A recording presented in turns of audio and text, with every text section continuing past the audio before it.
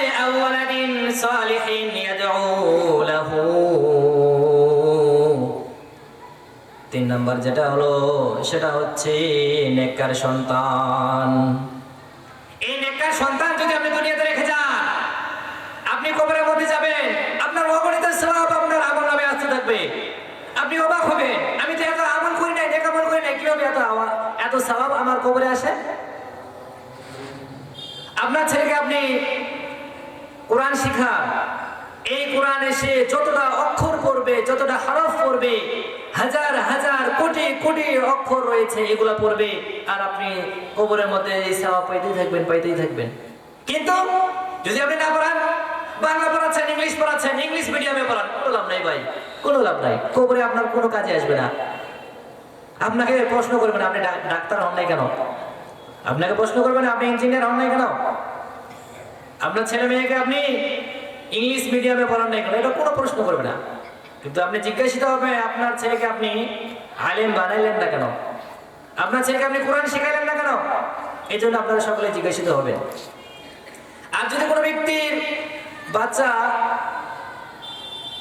আলেম হয়, দিনদার হয়, নেককার হয়, তাহলে আপনি সৌভাগ্যবান হবেন যে আওয়ালাদিন সালিহিন ইয়াদউ লাহু, যে সন্তান আপনার জন্য দোয়া করবে। আপনি থাকেন, সামনে থাকেন তবুও দোয়া করবে, পিছনে থাকেন তবুও দোয়া করবে, আপনি জীবিত থাকেন তারপরে দোয়া করবে, আপনি মারা যান তারপরে দোয়া করবে, দোয়া করতেই থাকবে। এমন সন্তান আপনারা তৈরি করে যান। স্কুলে পড়ান, কোটি কোটি টাকা খরচ করেন, কোনো লাভ নাই, একটা বিন্দু সওয়াব পাবেন না। আপনি মাদ্রাসায় পড়ান, আপনি মাদ্রাসা দেওয়ার পর থেকে যত কোটি কোটি টাকা খরচ করবেন, লাখ লাখ টাকা খরচ করবেন, হাজার হাজার টাকা খরচ করবেন, শত শত টাকা খরচ করবেন, এটা আপনার সাদকায়ে জারিয়া হিসাবে, দান হিসাবে আপনার আমলনামার মধ্যে আল্লাহ তাআলা দিয়ে দিবেন।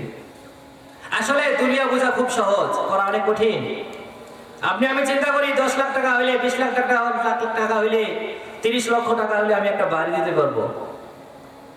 কিন্তু আমি 30 লক্ষ টাকা জমাইতে 30 বছর চলে যাবে, কিন্তু আপনি সেই বাড়ির স্বাদ নিতে পারবেন না, তার আগেও কবরে চলে যেতে পারেন। কিন্তু পরকাল বোঝা খুব কঠিন, কিন্তু করা সহজ। সুবহানাল্লাহি ওয়া বিহামদিহি, একবার সুবহানাল্লাহ বলে আল্লাহ তাআলা জান্নাতের মধ্যে একটা গাছ লাগিয়ে দেন। সুবহানাল্লাহ।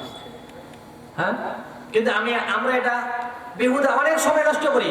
আমরা তো পারি, আমরা চাইলেই তো এই সময়টা কাজে লাগাইতে পারি। সুবহানাল্লাহ সুবহানাল্লাহ, এই যে এই